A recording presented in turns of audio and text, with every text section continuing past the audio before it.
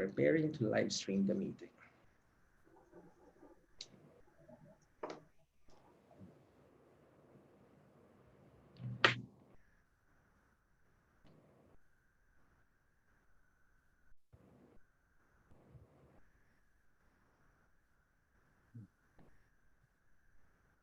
And checking.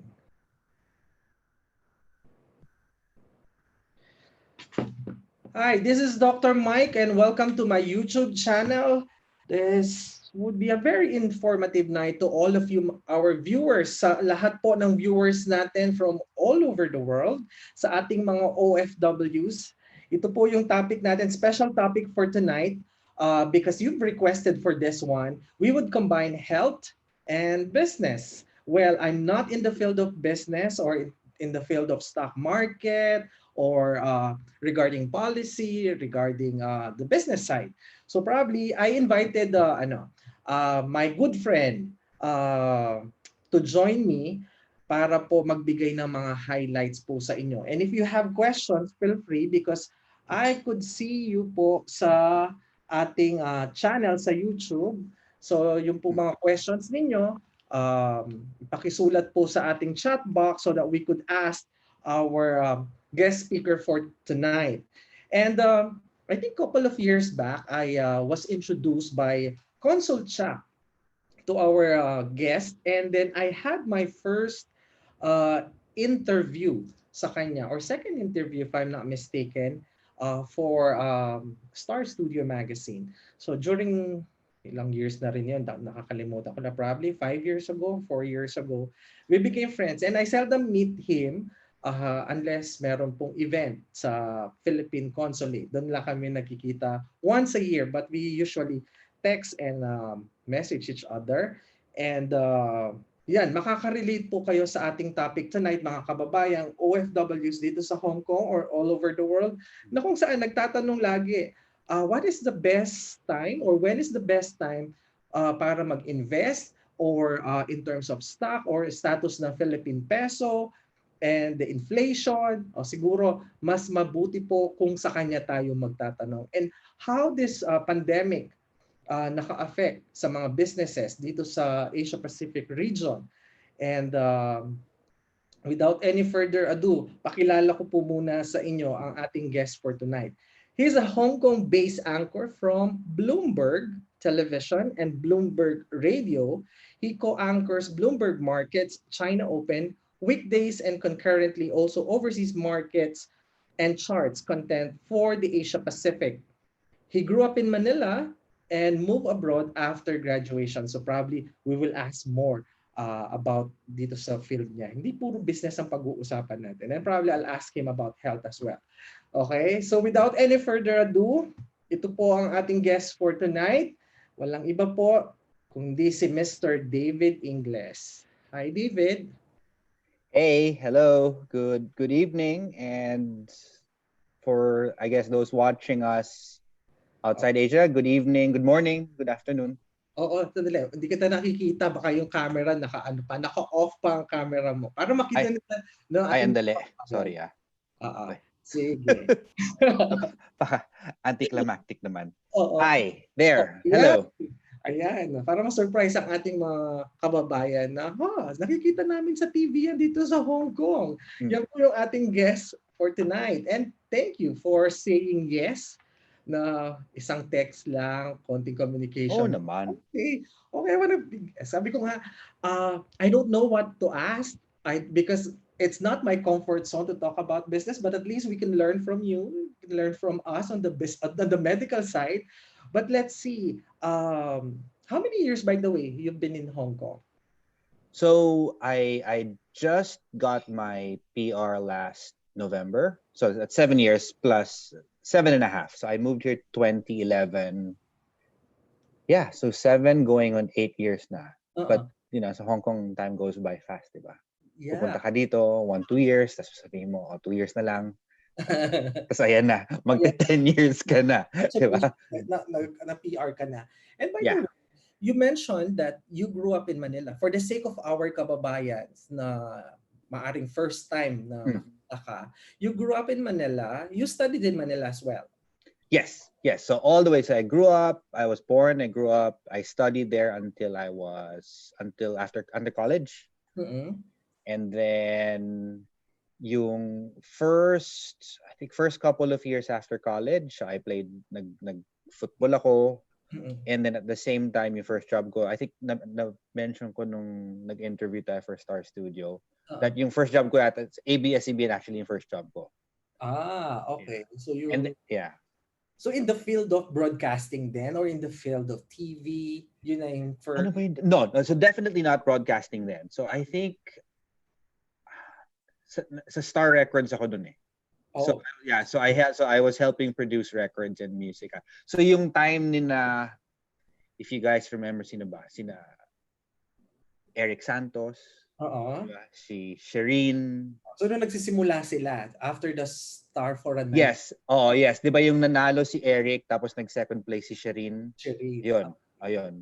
Yung Mm, first album nila kami yung nag-produce, tapos si Sandara, andiyan yan, 'di ba? Sina um ano yun, yung may talent. Anyway, oo, besides the point. Yes. So, oo, around that time, 2005 I think. oo. And then from that year, what prompted you to umalis ng country natin because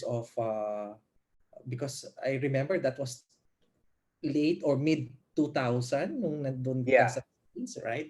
And then yeah, what prompted you to umalis ng country natin?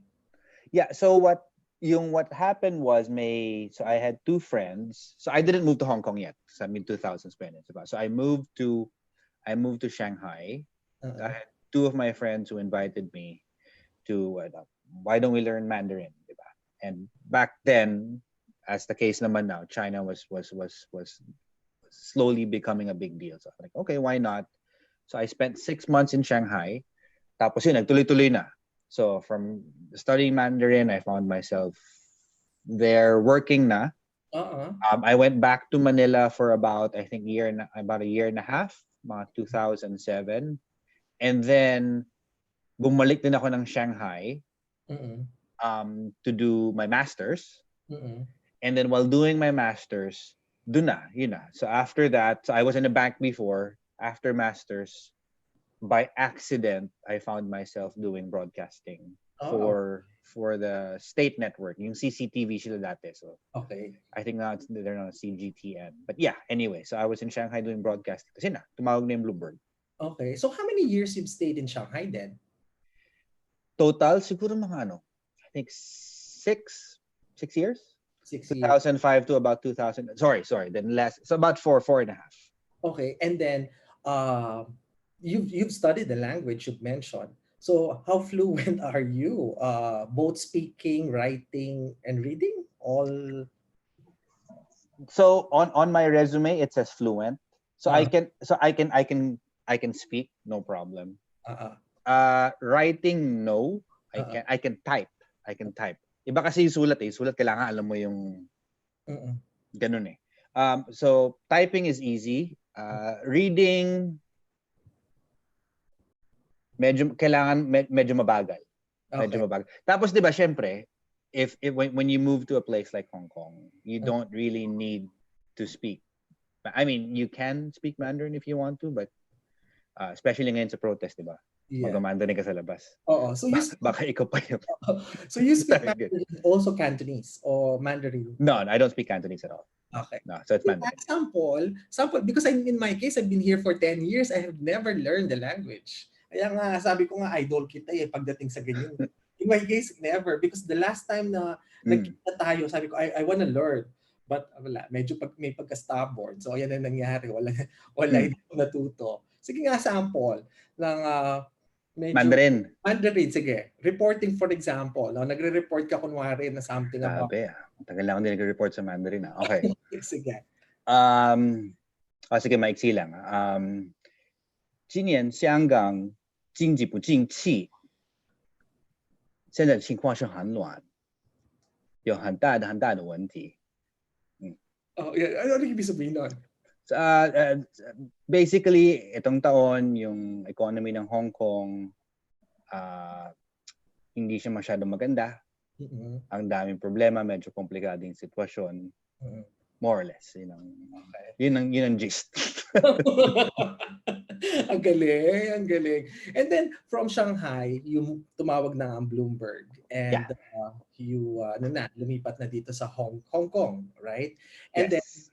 uh paano nangyari yon? How is it? How is it working in Bloomberg? Is it a dream for you or you are aiming for more na Bloomberg ka agad ang napuntahan mo? Well, it was never a dream because I never thought I would be a broadcaster anyway. Mm-mm. Um, I was, in fact, when I was doing my first broadcasting job, akala ko part-time lang eh. Actually, part-time nga muna eh. Mm-mm. And then I sort of extended and did it for about a year and a half. Mm-mm. Tapos, parang napaisip ako, pwede naman eh. Not bad naman yung career, di ba? Tsaka I never naman thought that I'd be on TV. So the reason for staying and doing the job was not really so I could be on TV. Mhm. It's just that because it was a job that I think I could do okay. And moving, I guess, to Bloomberg for business and finance news. I guess that in itself, since I was already in the industry, was yeah. I mean, it was a dream come true because it is the best. Yeah. And I'm not saying that because I'm in Bloomberg, but it is the best, of course, in the industry. So, in fact, tumawag yung HR ng Bloomberg sa akin 1 minute before my show in the old network. Kasi nag-ring yung phone ko, tapos nagalit yung director. Patayin mo yan. So, anyway, yeah. Okay. We can save that for another conversation. Yeah, but if in case na hindi ka napunta sa Bloomberg or in China, what sana ang field na napuntahan mo? Have you dreamt of becoming a doctor or an engineer or? Right. Could have been a lawyer. Okay. Kasi family ko all lawyers. Mm-hmm. But that said, iniisip ko naman na may abogado naman eh. So hindi ko naman kailangan mag-abogado kasi nandun naman sila eh, di ba? So, malamang I'd be in banking still. I think I'd probably still be in Manila or somewhere, I don't know. If I wasn't in broadcasting. But again, that was 12 years ago, so it's hard to see how, what would have lasted. Okay. No plans in taking medicine nung medyo younger years tayo? No, not at all. Not at all. And wala, just for no reason, really, for no reason. Parang 'di ba sa yung yung lola mo naman palagi doktor ka o mag-abogado ka, 'di ba? Yeah. That's usually abogado eh, 'di ba? And then through the family ko. Yeah, through the years, what challenges na napagdaanan mo sa Bloomberg being part of the team? Because when I visited you there, I remember it was 4 in the morning na may pumunta. Sabi ko, ba't ang aga-aga naman na call time naman lang to? Late na nga yun eh. Late na ba yun? So ano challenges before tayo pumunta dun sa mismong actual work? Of just adjusting? Well, first, I think to begin, I'm not a trained journalist. I think I mentioned that to you before, diba? Kasi I studied business. My master's was in business. I was in finance. So that part of, I think, I wouldn't say the expertise, that part of the job description at least covered ko. Yung hindi ko talaga, yung pinaka-challenge at least for the job, especially moving from a state-owned TV network in China, where frankly the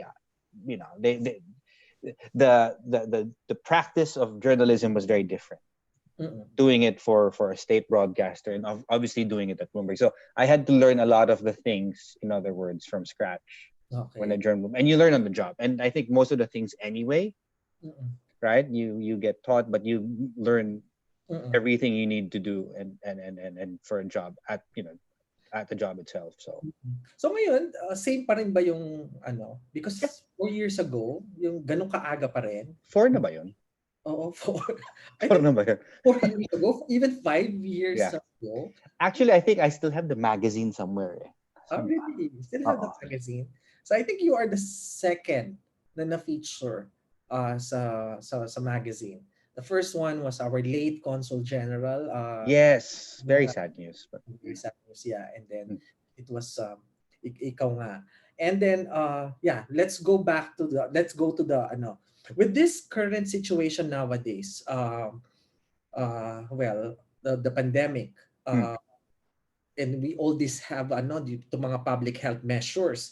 How do you cope ito sa bagong new norm na sinasabi or itong sa stress? I know some of you may not be working lahat kayo sabay-sabay sa office because of social distancing. How do Right. you handle this one? How do you handle stress in particular? Well, the so it stress comes in different in I think different forms and different levels, right? So especially now, because many of the many of your many of the ways that people used to deal with stress, they weren't able to do, Mm-mm. right? Social distancing, hanging out with a lot of people, so all those things. So I think in my case, um, obviously when it hit, and it hit Hong Kong early, right? January. January. Um, so I think Chinese New Year yun, di ba? Parang Yeah. late, right? Chinese New Year, di ba? Yeah. So in fact, we early January. So I'll mix work and that as well. So early January, may team kami sa Beijing and Shanghai. So they were, we have our what we call our editorial meetings, Mm. and every day they would mention, oh, there's this ang tawag pa dun, pneumonia-like disease, kasi we didn't know what it was in Mm-mm. Wuhan. Tapos may mga, I think there are about 10 to 20 people who are getting infected every day. So palaki siya ng palaki. So we were aware of it, in other words, early in the year. And then siguro few days before Chinese New Year, January 20 or 21, biglang pumutok sa China. Pumutok sa China. I think nag six. There was one day from about 500 cases, naging 800. I know that sounds like a small number, but back then that was all there was, right? Yeah. So what happened was, from a work perspective, it was obviously very busy, and everyone was worried that, because Chinese New Year was coming, the world's Mm-mm. largest human migration, Yeah. kakalat yun, di ba? Kasi they'll get on trains and everything. So in fact, one of the stressful parts at that point, kasi sanay kami to, call an economist. So our network of resource speakers were, business and finance. So you have the economists, you have the analysts. Mm-mm. Wala kami masyadong doktor, public health officials, di ba? So I think, and a lot of people, a lot of channels back then were also scrambling for, the good resource speakers. I think the only one that had an in-house one was CNN, di ba? I think what's his name, Sanjay Gupta, right? Mm. Right. So in fact, so that was one of the stressful parts as well, because then we'd had, I needed to read up on this, right? What's public health practice, um, the certain parts of the stock market were reacting to it. So for example, there was this one company in Shanghai, because it was a China story then, that the stock was going up so much every day. Without going into details, the company was making antibiotics, diba? So kaya kami, antibiotics, ganyan. But it's a virus, Mm-mm. right? So there's no reason why that company should be, Yeah. should be benefiting, right? So those were the part of the learning curve that we had to do. Oh, sorry. Sorry, my camera.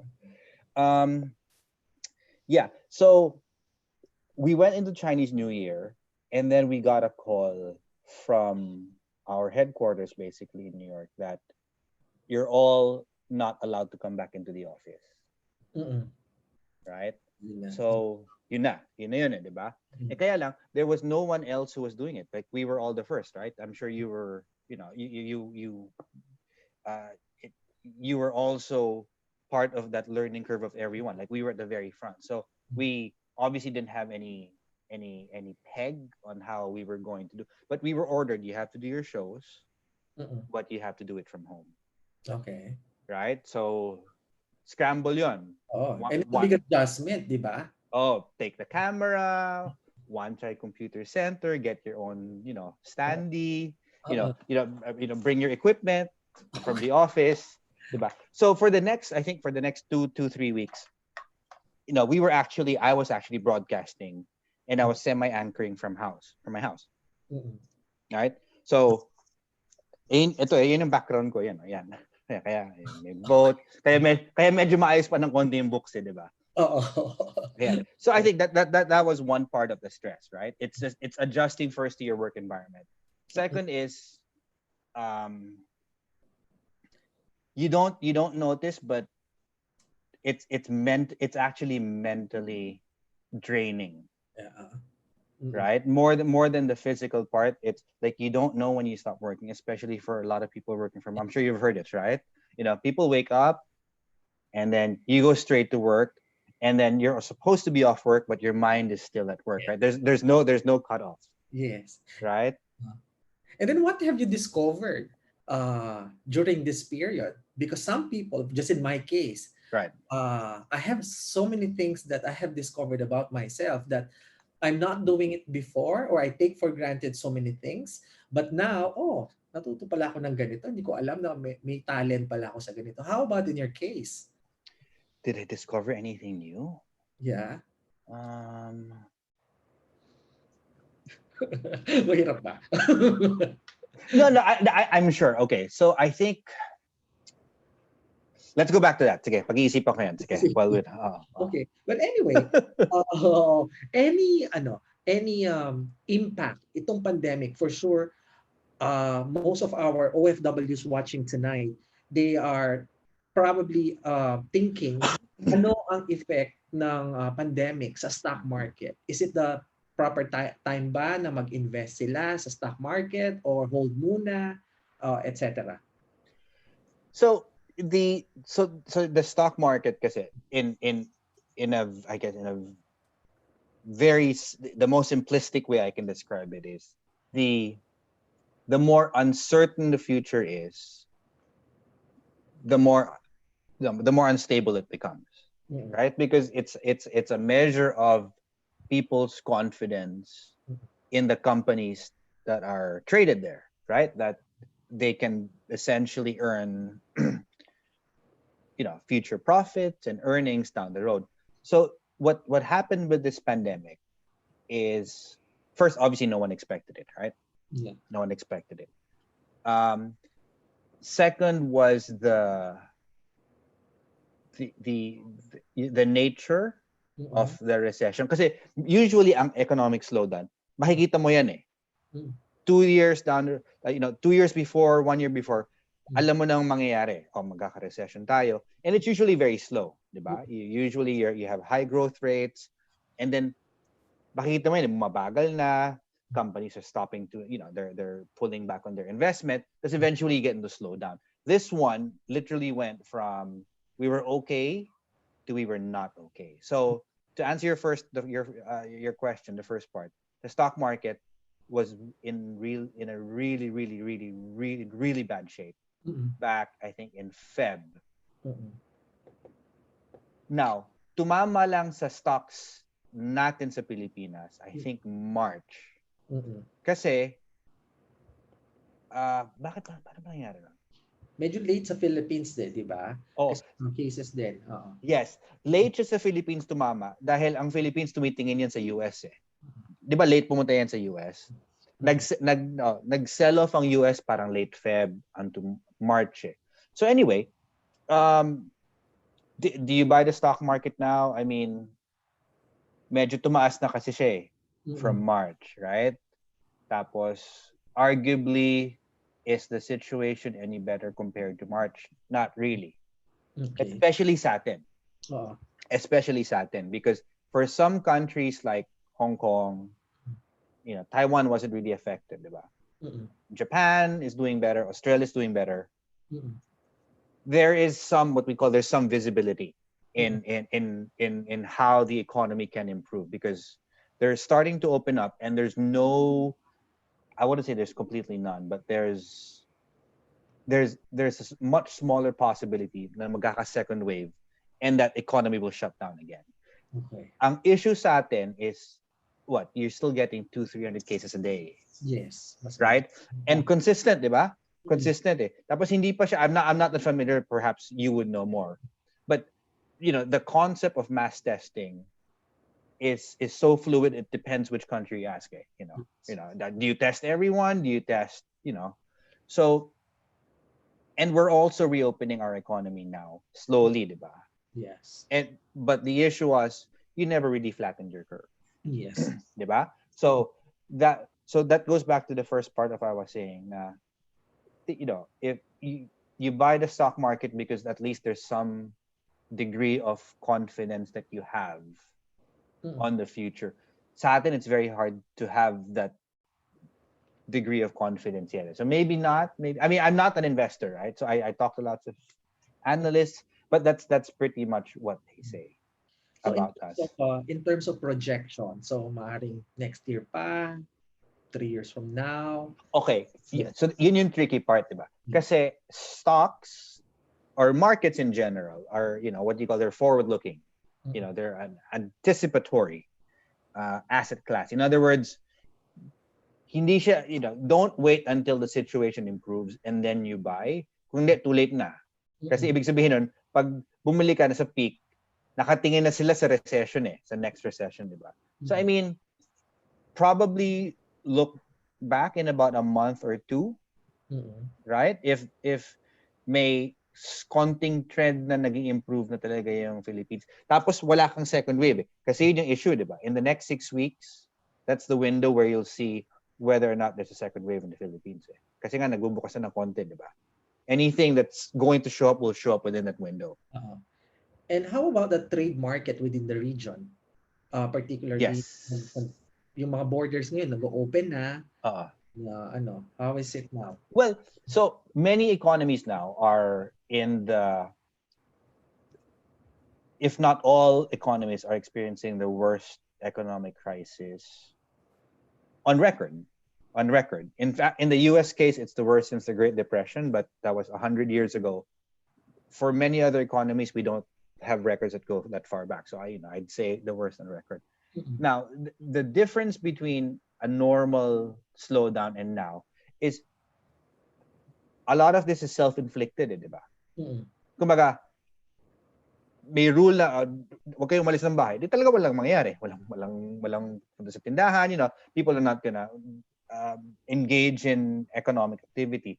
Now, the issue now, which I guess is perhaps relevant also sa atin mga listeners and viewers, is that dahil nagsara ng 2-3 months, maraming small businesses na bankrupt.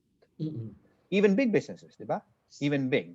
So the issue is when you reopen the economy in simple terms, will the same amount of people have jobs? And probably not.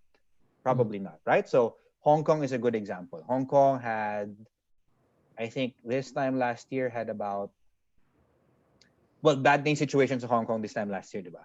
Mm-mm. I think we had about 50,000 people officially unemployed.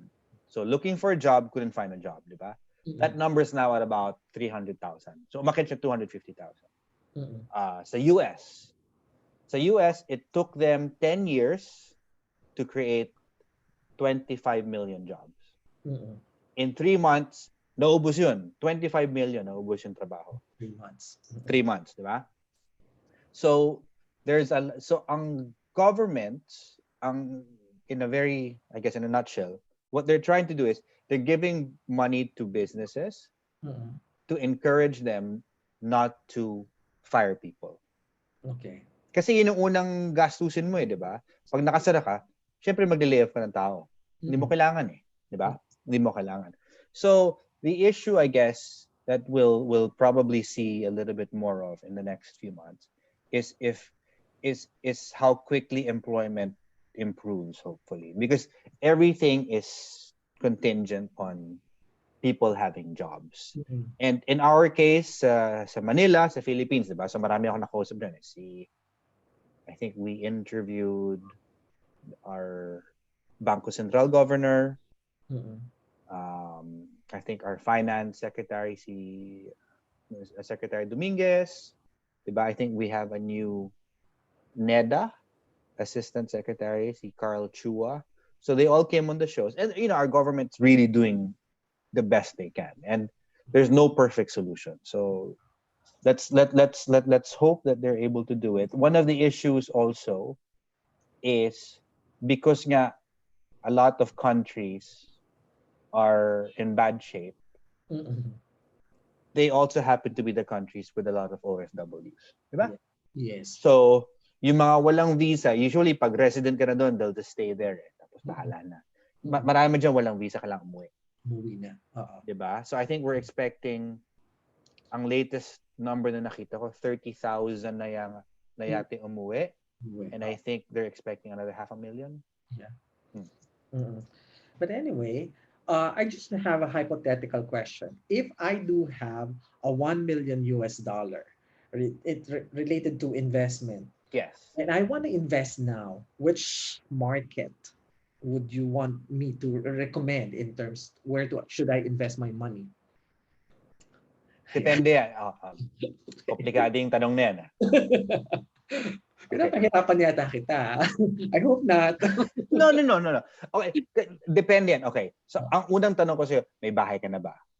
Okay. What if I have? Kung may bahay ka na, sige. Kasi kung wala, bahay muna. Diba? Bahay muna. Pangalawa dyan is, secure the, tuition fees of your children. Right? Okay. Kung baga yung pera mo pang investment lang. Ano lang?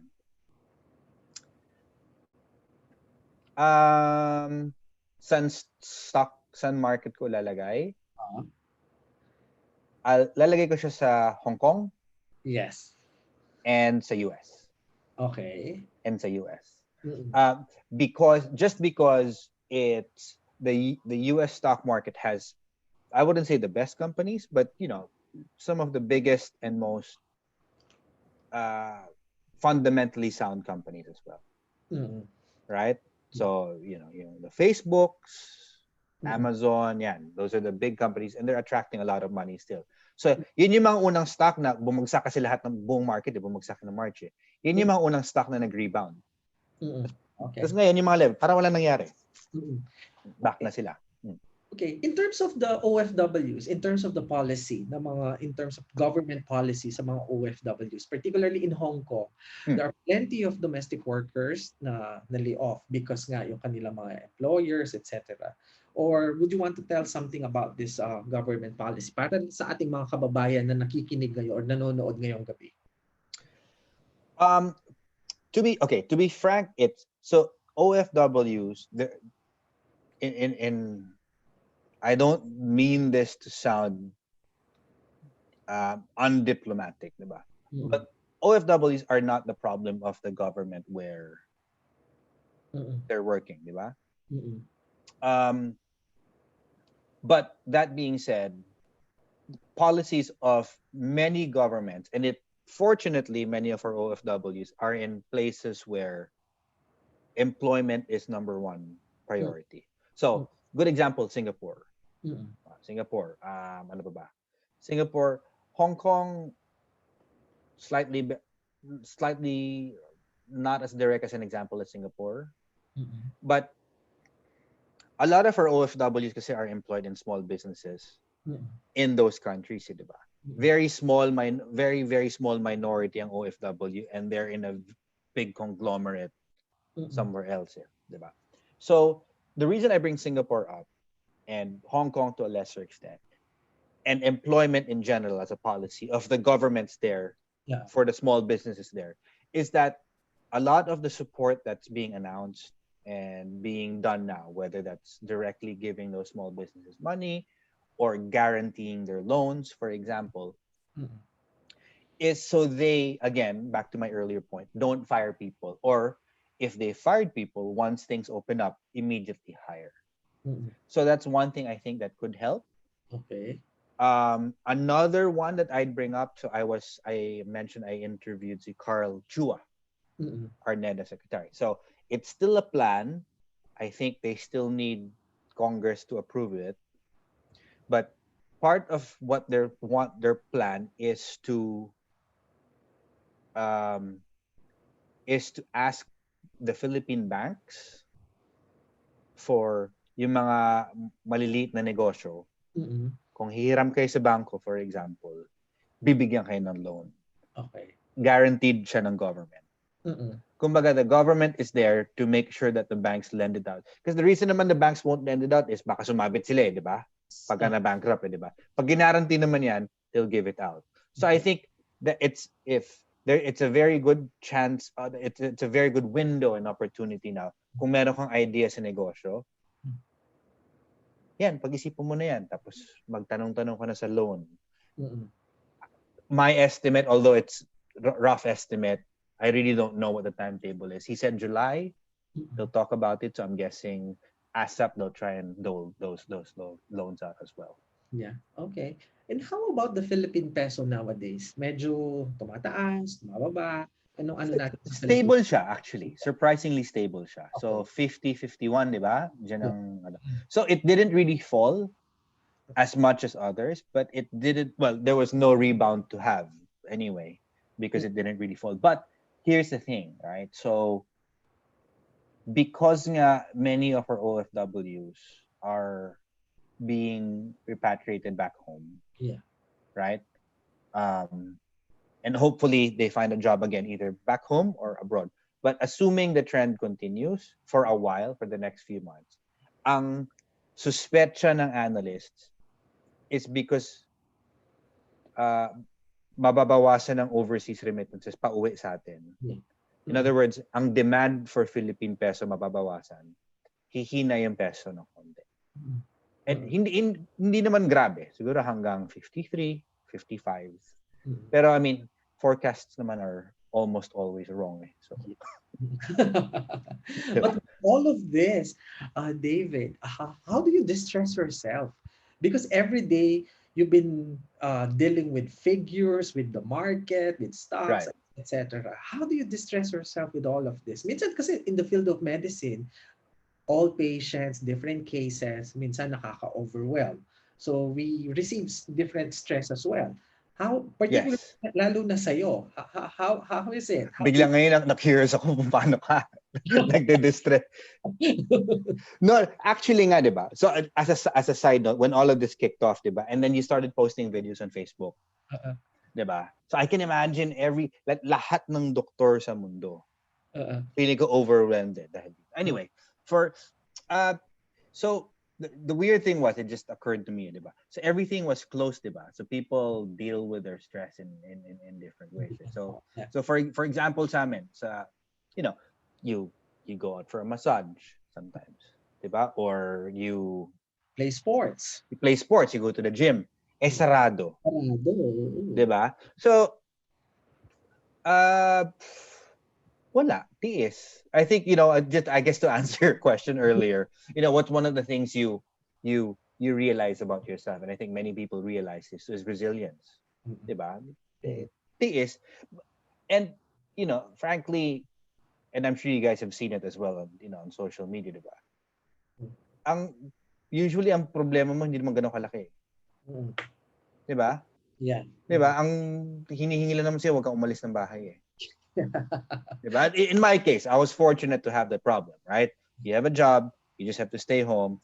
I know you're stressed. But my companies have, they're very good in supporting those things. So they even organize things like psychiatry sessions, for example, for people who Support. might live alone, diba? Kasi in Hong Kong, okay naman tayo eh. Yeah. In Singapore, I have many friends there. Especially ngayon, diba? Yung tawag nila yung circuit breaker. Bawal kang mag-meet ng tao eh kung hindi mo kasama sa bahay. So I have friends who haven't met any single person for 6 weeks. Okay. Diba? So in your case, so Monday to Friday, nowadays because nag-open na tayo ulit, medyo okay na dito sa Hong Kong. So Monday to Friday, you go to work, you go to office. Yeah. And I remember you don't stay late because the following day you have work, di ba? So yes. Ganun pa rin ba? Meron kang ang tawag doon, time cut off. May curfew. curfew. So weekdays wala talaga. I really don't go out. I mean, I'm done with work mga 4. Diretso na yan sa bahay.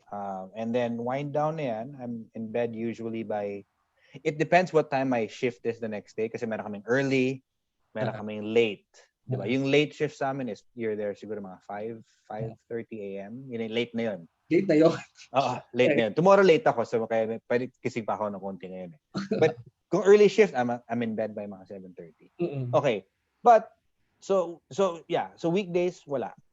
No, wala namang social life. Weekends you try to hang out, pero kunyari Friday, 'di ba?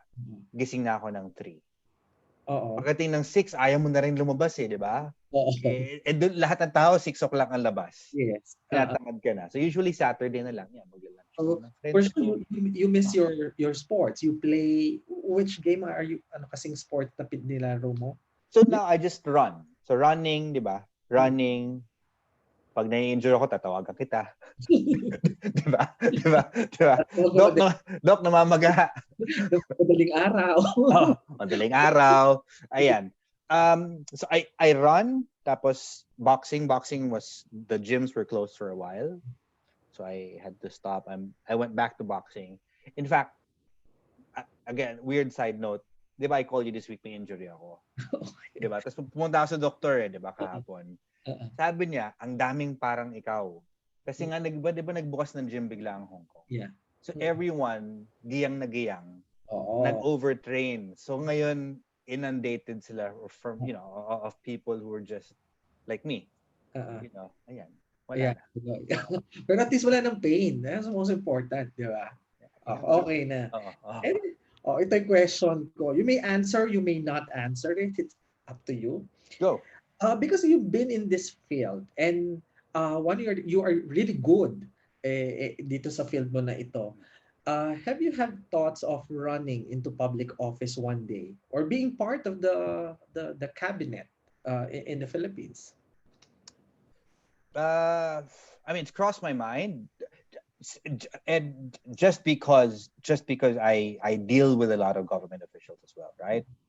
In the Philippines, and I interview a lot of them as well. That's the reason it's crossed my mind. Now, would I do it? I think it's not for me to run and for a position, because I mean, let's face it, right? You might have to compromise yourself. Yeah. Right? In whatever that means. So I don't think I'll run. I'll run. I mean, never say never, but it's definitely, I'll be fine if I don't get it, have it in my life. But cabinet, if I can be of help, yeah. Which post, if in case? Why not? Department of Health. Diba? Para lang sa press conference, para klaro, diba? Okay. I don't know. Hasn't really. I haven't really thought about it as extensively, so it's not really a dream job, and I don't mean that in a no offense, of course, to people who hold the post. It's a very difficult and complicated job, but happy to help, but haven't really thought about it. Okay, so again, before we end this interview, we have some viewers who ask some questions. Ito yung sa mga OFWs natin. Sige lang, sige. I'll try to ask this question. As Filipino overseas Filipino workers in Hong Kong, sabi niya, can we invest here sa stock market, Hong Kong stock market? Pwede. She's a domestic worker. Can she? Yan. Yes. You can. Tanong lang, may minimum or maximum ba ang pag-invest sa stock market? Meron. Sige. Tutuhugin ko na yung dalawang tanong. Okay. So, pwede sa Hong Kong, ang kailangan lang meron kang broker account. Ngayon, okay. Broker, parang komplikado. Kung meron kang bank account sa Hong Kong, chances are HSBC yan eh. Diba? Kung hindi, Hang Seng Bank, lahat yan may brokerage arm. So, all they have to do, kung gusto nila mag-invest, punta sila sa bank, tanong sa teller, mag-open ng brokerage account. Okay. Ngayon, minimum investment. So, sa stock market, kahit mag-Google ka, may presyo yan eh, di ba? Kunyari, ABS-CBN, 16 pesos. ABS-CBN. May minimum ang stock exchange number of shares na kailangan bilhin. Kumbaga, parang hindi siya yosi. Di ba? Hindi siya pengeng tingin naman dyan, no, isa. Di ba? Kailangan bibili ka ng group. So, usually, ang minimum sa Manila, ang minimum yata, hindi na ako that familiar, 30,000 pesos yata. Isang buy, isang bili. Isang bilyon. Isang bili. Kunyari, so magkakaroon ka na sabihin ng 50 shares of SM. Di ba? Hindi ka pwede bumili ng tingi. Sa Hong Kong, I think ang minimum is 10 to 15,000 Hong Kong dollars to buy in. And to be honest also, right? So it's a good investment to have, right? Hindi siya biro kasi pwede siyang maubos lahat. But at the same time, people na nag-invest sa stock market, back of their head, they always think, I really want to earn money from this. Di ba? You won't do it naman kung wala lang eh. Di ba? People will, you'll save it in your bank. So what I'm trying to say is, it sounds like a big minimum amount, but if you invest small, like 100 pesos, hindi ka yayaman. Not that I'm saying yayaman ka, pero yung incremental taas ng investment mo, maliit din. So, kailangan talaga pag-isipan mo na buti. Okay. And then, the last one, ito baka rin nasagot mo na kanina. Any idea on how much for the broker? Any estimate daw? Meron ba yon? Hindi ko get mo. Maliit lang yan. Kumbaga, ano yung fee? Oo. So, ang broker para kang nagbukas ng bank account. Eksaktong gano'n. Okay. Ngayon, kung bibili ka ng stock, for example, meron siyang komisyon. Na maliit lang. Sobrang liit. Na don't worry. Kumbaga, kung gagastos ka ng 100 Hong Kong dollars, ang komisyon ng broker siguro wala pa sa $1. Okay. So, it's not a big expense. It's not a big... Ang kailangan talaga sa stock market is, una, huwag kang magpapaloko dahil narinig mo lang bibili mo yung stock. Hindi. Kailangan talaga gawa ka ng research, manood ka ng news, and hindi siya parang, hindi siya casino, right? Don't treat it like a casino na sana dumoble bukas kasi hindi siya dodoble bukas. Kung dumoble bukas yan, magduda ka na, tanggalin mo yung pera mo. Oo, particularly some of our OFWs, maraming naloko because of the investment, na double money, etc. Oo, wag ganun na. Pag sinabing double your money, walang valid na ganun.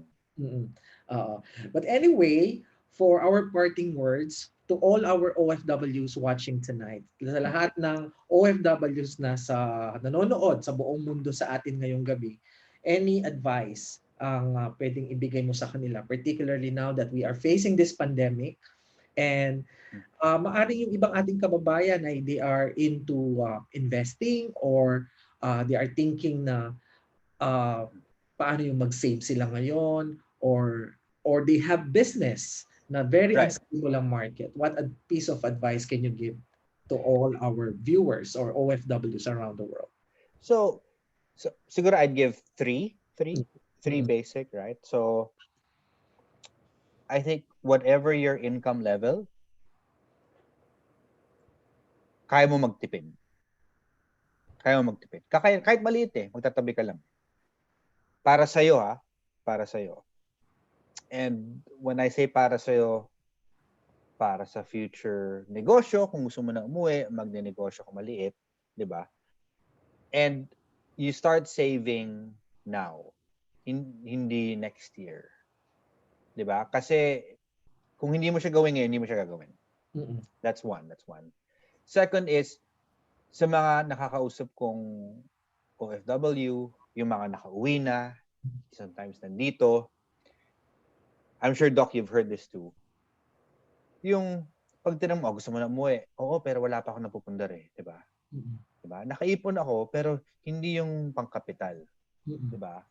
So, may rason kung bakit ganun And I think that goes back to my first point, na kayang-kayang magtipid kahit gaano kaliit magtatabi ng pera. Now, yung pangatlo, it's yung bansa natin, hindi na siya parang 10, 20 years ago na walang opportunity. Maganda yung economy natin for the last 10 years. Ngayon, ang income level, kaya maraming OFW na lumalabas. Kasi nga, walang trabaho. Kung may trabaho man, hindi enough ang income compared to the income you would earn abroad. Diba? 20 years ago, no choice yun eh. Kailangan talaga lumabas. Now, many banks have done a several studies for the last 10 years or so. That gap is getting smaller and smaller. In fact, in some cases, yung gagastusin mo sa air ticket, yung gagastusin mo sa placement agency, all these things, yung gastos na hindi mo nakikita yung pamilya mo, diba? Non-quantifiable, it's almost, if not higher, to also stay home. So in other words, what I'm trying to say is, before you think na magtatagal ka sa ibang bansa kung nandiyan ka na, or kung may kilala kang tumitingin dahil gustong umalis, marami namang pwedeng gawin sa atin. Especially now, na pagka sa unang tingin kasi maraming nabubulag sa, yung contract sa abroad, ito eh. Dahil diba? kita, etc. Dahil may kita, diba? Tsaka marami dyan, ang kontrata, ang pag-quote sa'yo, 1 taon eh. Diba? O ito yung annual income. Sino hindi mabubulag, diba? Pagka tinanggal mo yung tax, pagka inano mo yung rent, diba? Small things that you don't pay for. Pag nag-accumulate, diba? Pero kung tax, ito. Tapos i-divide mo by 12, hindi naman pala ganun kalaki. Diba? Tapos ipapadala mo sa atin. Tapos magtitipid ka para sa'yo dito. Diba? Yeah. So again, with that, thank you so much for sharing your and I hope to see you once na kasi if I remember, every June lang tayo nakikita during the Independence Day celebration. Yes. Tuloy ba siya? Para may invite ako. Oo, hindi yata matutuloy Hindi ba? The situation. Dapat lang. Oo. Okay, so kahit dito online, dito tayo lang magkikita once in a while. But anyway, sa ating pong mga kababayan, always be safe, be healthy, and stay positive. Sana po tandaan ninyo na habang nandito po tayo sa Hong Kong or kung saan mang bansa na tayo, please po magtipid tayo para po in the future na uuwi na tayo ay meron po tayong pera na nakatabi para po sa pagtanda natin. Pag-uwi natin sa Pilipinas para po makasama natin ang ating mga mahal sa buhay. So with that, thank you so much, David, and hope to see you again. Thank you. Ingat. Okay, marami pong salamat and have a great night, everyone. Bye. Bye.